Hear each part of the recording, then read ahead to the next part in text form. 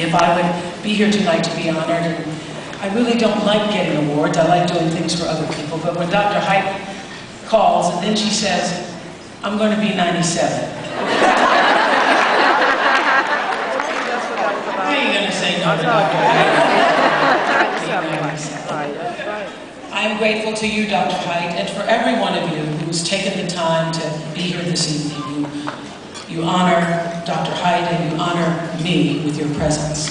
And there is nothing better in the world than being honored by your own.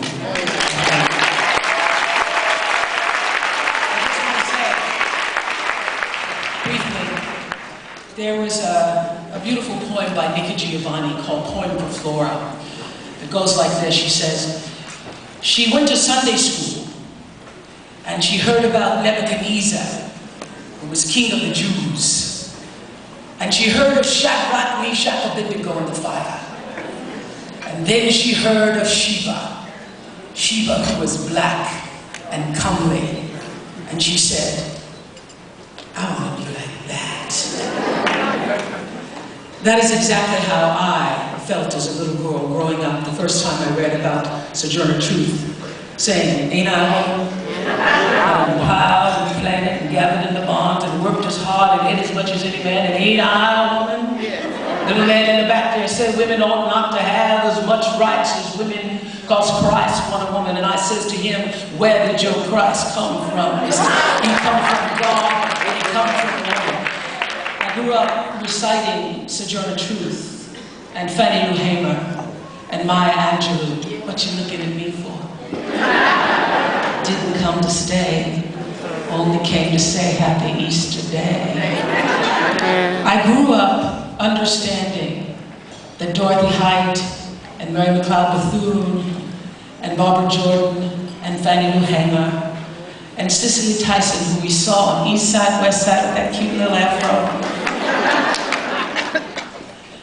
And so many other African-American women.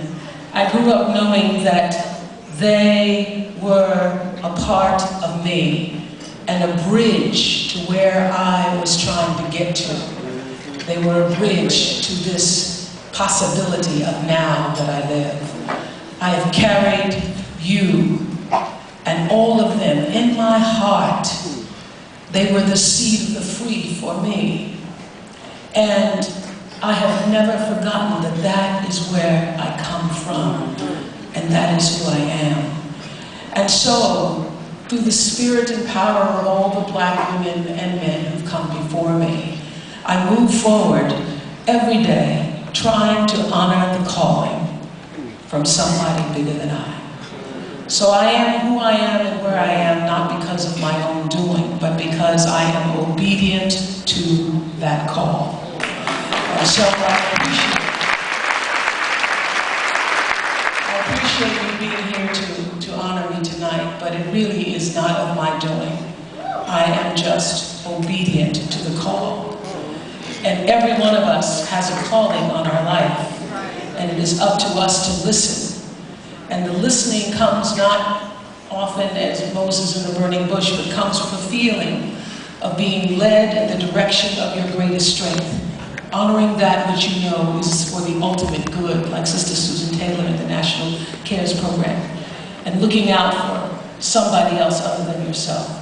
We have millions of black children who are suffering and who won't make it unless we help them to. There was a wonderful line that Mary McLeod Bethune used to say that said, the drums of Africa still beat in my heart and won't let me rest until every black boy and every black girl has had a chance to prove their worth. I thank you for honoring me here tonight. I will continue to work to prove their worth.